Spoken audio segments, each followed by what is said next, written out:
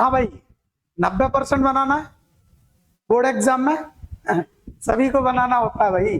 जो भी बच्चा बोर्ड एग्जाम की तैयारी करता है या किसी भी एग्जाम की तैयारी करता है, वो हमेशा चाहता है उसका 90 अबव परसेंटेज बने।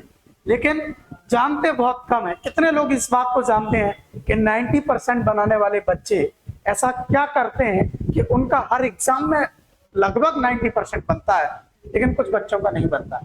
क्या वो आपसे ज्यादा होशियार है? देखो, ईश्वर ने दिमाग तो सबको सेम दिया है, लेकिन वो ऐसा क्या करते हैं? तो किसी बड़े आदमी ने कहा कि सफल लोग कुछ भी अलग नहीं करते, बस वो हर काम को अलग ढंग से करते हैं। तो ऐसा कौन सा ढंग है उनके पास जो एक नॉर्मल बच्चों के पास नहीं है? या उन बच्चों के पास जो 75 बना रहे हैं, 65 बना रहे हैं, क्या उनके अंदर पोटेंशियल नहीं है कि वो 90% यानी 90% प्लस स्कोर कर सकते हैं? कर सकते हैं, अगर वो कुछ चीजों को जान लें। कौन सी बातें हैं वो? शुरू करते हैं। How to score 90% plus in board exam. कुछ 3-4 बात है, उनका ध्यान रखिए, आपका भी 90% पक्का बनने वाला है। कौन सी बात है? आगे बढ़ते। पहला है अंडरस्टैंड द एग्जाम पैटर्न। ज्यादातर बच्चे क्या है, जो 90% बनाते हैं ना, उनको पहले दिन मालूम होता है कि कितनी यूनिट है, पूरा सिलेबस क्या है, सिलेबस में से भी कौन सी यूनिट से किस तरीके के पैटर्न के क्वेश्चन आते हैं, उन पैटर्न पर वो काम करते हैं। और जो लोग बच्चे 65, 60, 70, 75% बना रहे हैं, उनके साथ दिक्कत क्या है? वो पढ़ते तो बहुत हैं, लेकिन स्कोर नहीं कर पा रहे। क्यों? क्योंकि उन्हें यही नहीं मालूम कि कहां से क्या पढ़ना है, पेपर का पैटर्न क्या है। 2 मार्क्स का क्वेश्चन आ रहा है, 3 मार्क्स का आ रहा है, 4 का आ रहा है, ऑब्जेक्टिव आ रहे हैं, 1 लाइनर्स आ रहे हैं। कैसे हैंडल करना है, कौन सी चीज इंपॉर्टेंट है, इंपॉर्टेंट को कितना वेटेज देना है, अनइम्पोर्टेंट को कितना वेटेज देना है। तो पहला मुद्दा आपके लिए ये जरूरी है कि आप एग्जाम पैटर्न को समझें। मतलब आपका टोटल मार्क्स 70 मार्क्स का आ रहा है मान लीजिए, प्लस 30 मार्क्स आपका प्रैक्टिकल हो गया, वो तो अलग हो गया, ये थियोरेटिकल है। ठीक, ये आपका प्रैक्टिकल है। तो इस थियोरेटिकल में भी आप पूरा पैटर्न ये समझें कि कितनी वैरायटी ऑफ क्वेश्चंस आते हैं, और हम जब उन क्वेश्चनों के आंसर लिखते हैं तो किस तरीके से लिखते हैं। क्या 1 मार्क्स क्वेश्चन आ रहे हैं, ठीक, 2, 3, 4। अब 1 मार्क्स क्वेश्चन जो आ रहे हैं वो किस तरीके से डिजाइन हो रहे हैं, उनकी तैयारी के लिए आपके पास क्या तैयारी है? क्या आपने अलग से उनके लिए एक नोट्स तैयार किया है 1 लाइनर वाला? 2 मार्क्स के क्वेश्चंस आते हैं तो एनसीईआरटी के अंदर छोटे छोटे डिफाइन, राइट, शॉर्ट नोट, ऐसे छोटे छोटे जो क्वेश्चन है, क्या इनके लिए अलग से आपने प्रैक्टिस की? अगर नहीं करी तो आपका 90% नहीं बनने वाला। और जिनका 90% बनने वाला है, निश्चित तौर पर मान लो वो सारे काम करते हैं। 3 मार्क्स के क्वेश्चंस कौन कौन से आ सकते हैं, 3 मार्क्स में कितना लिखना होता है, ये सब उन बच्चों को पता होता है, आपको भी पता करने की जरूरत है। 4 मार्क्स में इनके अंदर भी न्यूमेरिकल अलग, थ्योरेटिकल अलग, डिफरेंसेस अलग, लैबोरेटरी मेथड्स अलग, यानी क्वेश्चनों की भी वैरायटी वो अलग अलग सेपरेट करके पढ़ते हैं। इसीलिए उनकी पढ़ाई आसान हो जाती है और उनको पूरा का पूरा पता होता है कि पूरे के पूरे सब्जेक्ट में, जैसे केमिस्ट्री में कितने डिफरेंसेस हैं, सारे डिफरेंस एक साथ पढ़ो, डेफिनेशंस अलग, फॉर्मूले अलग, लैबोरेटरी मेथड अलग, डायग्राम अलग, सब कुछ। तो ये एक परफेक्ट मेथड है पढ़ने का, जिस मेथड से मैं पढ़ाता हूं बच्चों को क्लासेस में। हमेशा मेरा ऐसा मोटो यही रहा कि अकॉर्डिंग टू द एग्जाम बच्चों की तैयारी करना। सीधी बात भाई, क्रिकेट भी आपने देखी होगी ना, क्रिकेट में लोग अकॉर्डिंग टू द फॉर्मेट खेलते हैं ना। T20 है तो T20 में सूर्य कुमार यादव को ले लेते हैं, कप्तान बना लेते हैं। ठीक, जैसे ही वनडे आएगा विराट कोहली को ले लेते हैं, और टेस्ट आएगा विराट, मतलब अलग अलग प्लेयर की अलग अलग जगह। तो ऐसे ही अकॉर्डिंग, अब अपन सोच रहे हैं भाई एक यूनिट से पता चला कि 2 नंबर का क्वेश्चन आना है, प्रीवियस अगर ईयर देखा जाए उनके क्वेश्चन के हिसाब से, और हम पता चला 5-6 दिन उसी में दे दिए, और जिस यूनिट से ज्यादा क्वेश्चन आने पता चला हम 1-2 दिन में उसको पढ़ के खत्म कर। तो कौन सी चीज अच्छी है, किसको ज्यादा पढ़ना है, एग्जाम कहां से क्या ज्यादा पूछ रहा है, ये सब कुछ अंडरस्टैंड करना आपकी जिम्मेदारी।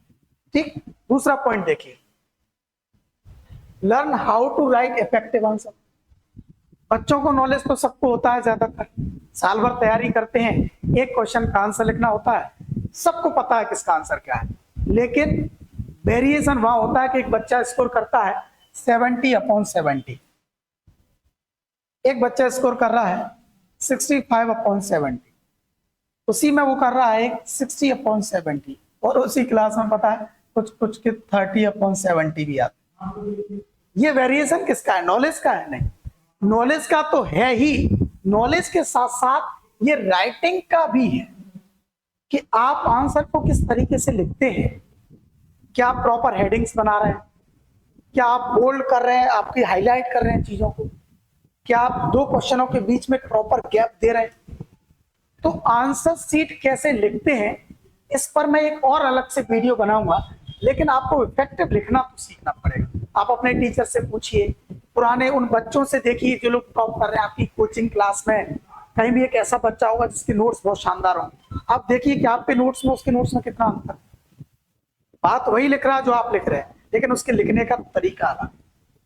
कुछ चीजें एक्स्ट्रा एड ऑन करते हैं वो लोग, किताबें पढ़ते हैं, आपके पास जो मटेरियल है उसमें उन्होंने एक टेबल एक्स्ट्रा बना दी, ठीक, फॉर्मूले के ऊपर एक ब्लॉक बना दिया, डायग्राम को इफेक्टिव तरीके से बनाया। तो जो राइटिंग स्किल है वो भी बहुत ज्यादा मायने रखती है एक शानदार स्कोर करने में। तो आपको भी राइटिंग स्किल पर ध्यान देना है। अगर इसके बारे में बहुत प्रॉपर जानकारी चाहिए तो मैं एक अच्छा एक प्रॉपर शानदार वीडियो बनाऊंगा जिसमें राइटिंग स्किल के बारे में बात करेंगे, ठीक। नेक्स्ट है टाइम टेबल।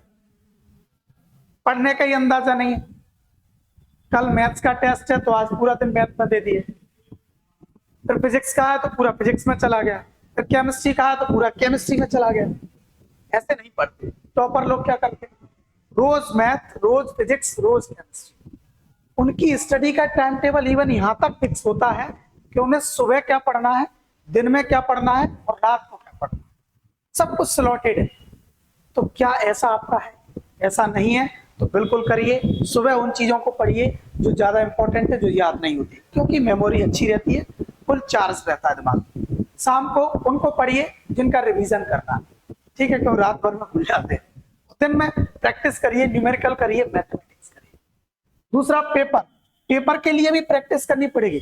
कुछ बच्चों को आता सब कुछ है, 3 घंटे में पेपर ही सॉल्व नहीं कर पाते। भाई आपके इस हिसाब से नंबर नहीं आएंगे। तो सर हमें तो पूरा आता, हमारे नंबर पूरे दिलाते हैं। आपने उन 3 घंटों में क्या पूरा पेपर सॉल्व किया है तो आपके पूरे आए। तो ये पूरा पेपर सॉल्व करने की स्पीड कहां से आ गई? पेपर के साथ टाइम टेबल मैच करना पड़ेगा, 3 घंटे की स्टॉप वॉच लगानी पड़ेगी, प्रीवियस ईयर के पेपर उठाने पड़ेंगे और या test paper according to the time लगाओ। उनके अंदर भी ये डिसाइड करो कि पहले किसको करना है, 2 नंबर के करने, 1 नंबर के करने, 3 के करने। नियम ये कहता है कि सबसे पहले उन क्वेश्चनों को सॉल्व करते हैं जो बहुत आसान होते हैं।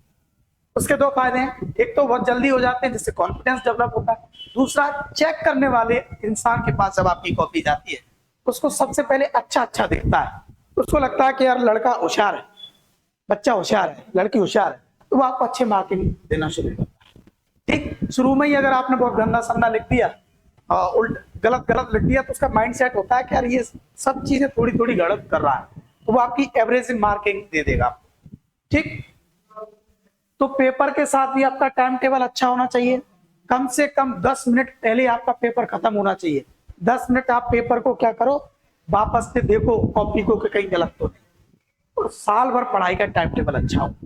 आपकी पढ़ाई का टाइम टेबल बेस्ट कैसे होगा, कब क्या पढ़ना चाहिए, इस पर भी मैं एक और वीडियो बनाऊंगा, तो टाइम टेबल का वीडियो भी आपको। ठीक, नेक्स्ट, प्रीवियस ईयर के क्वेश्चन सॉल्व करना बहुत जरूरी है। क्यों? क्योंकि ज्यादातर एग्जाम का पैटर्न पता करने के लिए प्रीवियस ईयर के क्वेश्चन सॉल्व करते हैं। कई बार तो ऐसा देखा जाता है कि प्रीवियस ईयर के क्वेश्चन रिपीट भी होते हैं। और सबसे बड़ी चीज ये है कि आपने पूरी तैयारी की है, तो एग्जाम से पहले एग्जाम देना बहुत जरूरी। Practice, rehearsal. दुनिया का कोई भी गोल्ड मेडलिस्ट हो, आपने देखा हो, वो जब एक भाला ही फेंक रहा है, कुछ भी काम कर रहा है, तो वहां फेंकने से पहले हजारों बार वो अपने ग्राउंड में फेंकता है। मतलब ठीक उसी भाला को उसी शिद्दत से फेंकता है। क्या हम लोग पेपर देने से पहले उसी शिद्दत से पेपर देते हैं? बहुत सारे लोगों को आंसर आएगा नहीं, आपके नंबर नहीं आएंगे 90+। मेरे आप देखिए मेरी कोचिंग में हम लोग डिजाइन करते हैं, मॉडल टेस्ट सीरीज होती है, मार्क्स वाइज टेस्ट ले रहे हैं, एकदम according to the exam. 90% score तो हम जो लोग पेपर बनाते हैं उन पेपरों से ही आता है। क्यों? क्योंकि हम लोग भी अपने, ऐसा नहीं है कि हमारा कोई सेटिंग है उधर, हम पुराने 10-15 साल के पेपर उठाते हैं, उन्हीं में से पेपर घुमा घुमा करके बना रहे हैं।